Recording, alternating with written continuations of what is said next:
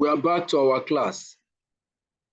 We want to quickly examine what highest common factors are. Highest common factor or the greatest common factor. So here we call it HCF. So we can see lowest common multiple was the previous lecture on, and this one is highest common factor. Calculate the highest common factor of each of the following numbers or terms. We have 12 and 18. If you ask to find the highest common factor, first of all, we know what factors are. We examined that in one of the previous videos. So factors of 12, for example, the divisors of 12, those numbers that can divide 12 directly without a remainder. For example, 1 can divide 12 directly, 2 can divide it, 3, 4, 4, 6, and 12. 12 is the largest divisor of 12. The same thing, in the same manner, we have factors of 18. We have 1 can go in 18, 2 can go in 18, 3, 6, and 18 can go in itself.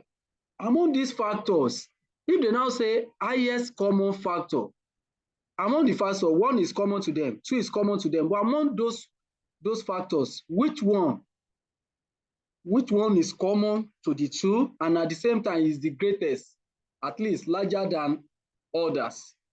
So the one that is common to both of them and is also larger than others is this 6.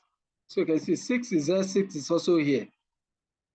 So that is why we say the HCF of 12 and 18 is 6. But is there another way apart from listing it out like we did under SCM? Yes, there is. We want to quickly say if you want to find the HCF of 12 and 18, what you simply do as alternative means or method is to draw a line like this. You have 12, form a table rather, we have 18. So you now begin to factorize this. List out the common factor, bring out the common factor of 12 and 18. 2 can go in both of them as a factor. 2 in 12, that is 12 divided by 2, 6. 2 in 18, that is 9. If you look at it, 2 cannot go again in 6 and 9. Suppose 2 can go again, you still use 2. But since 2 cannot go again, you think of another number. Can 3 go in both of them? Yes, 3 can go. 3 in 6. 6 divided by 3 is 2. 3 in 9, 9 divided by 3 is 3. So if you look at these 2 and 3, nothing can go again apart from 1, and 1 is immaterial. We don't use it. So in this case, the result will now be what you have here, the product of what you have here. This implies that the HCF of 12 and 18 equals to the two results that we get, that is 2 times 3, and that will give us 6. And it will have the same answer, this 6, as what we obtained previously here from the first method, which is by listing out the factors. So I want to advise you candidates that you learn, try and understand this second method and make use of it, because you don't have to list out always before you find your HCF. It's important that you know how to break it down this way and get your results once and for all. So we move on to the second one, which is the B part. In the B part, we want to find the value for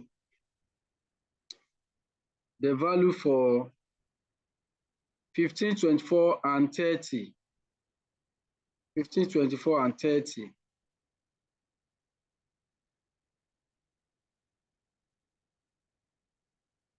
So for the first one, we want to do that of 15, 24, and 30 and see what we're going to get.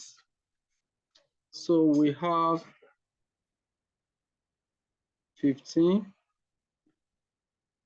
24, and we have 30. So here, I told us what we say common factor. The number that can divide 15, can divide 24, and equally can divide 30. That's what you will use as divisor. So here now, 24 is an even number, 30 is also an even number. 2 can go in there. Unfortunately, 2 cannot go in 15. That means you think of another thing. That has disqualified the use of 2. So let us check 3. 3 can go in 15, 3 can go in 24, 3 can go in 30. That means 3 is eligible. So say 3 goes in 15. 15 divided by 3 is 5. 3 can go in 24. That is 8 times. And 3 can go in 30. That is 10 times. No other factor or divisor common to them. No other number can divide 5, 8, and 10 at the same time. Therefore, the result will simply be these 3. So we'll now conclude and say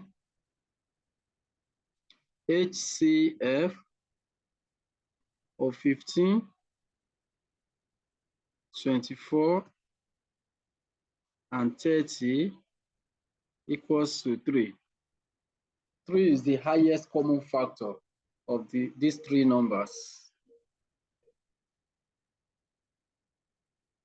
Let us try out for 24x squared and 30xy.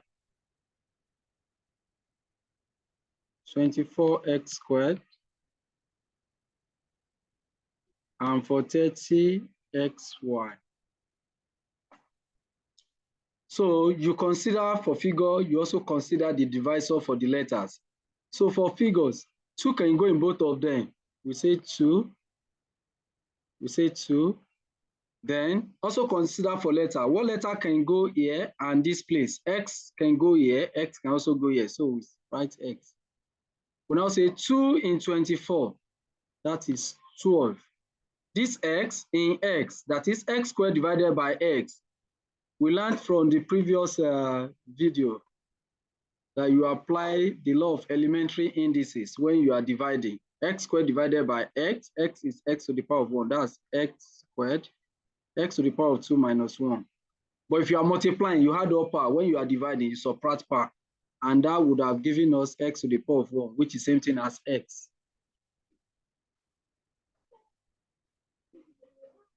So in the same manner, you say 2 in 30, 15. 2 can go in 30, 15. That's 15 divided by 2. 30 divided by 2, 15. So this X divided by X is 1. So that is gone. Then, since this Y is still there, nothing is there to divide it. So that Y, still write it. Between 12 and 15, what number can go? 3 can go. Is there a letter common to them? X and Y, no more letter. So 3 in 12, 4. That letter will still write it since no letter is there to cancel it. Then 3 in 15, 5. You write the letter equally. Nothing is common to 4 and 5 again, and neither is anything common between X and Y. So our result will simply be 2x times 3. That means we just write it out and say HCF of 2x, HCF of 24x squared, 24x squared, and 30xy equals to the 2 results that we obtain here. So which is a product of 2x and 3. And 2x times 3, we see this under algebraic simplification. 2x times 3 to be plus 2 times plus 3, that is 6. Then you put the x there, 6x. So this will be the result for HCF of 24x squared and 30xy.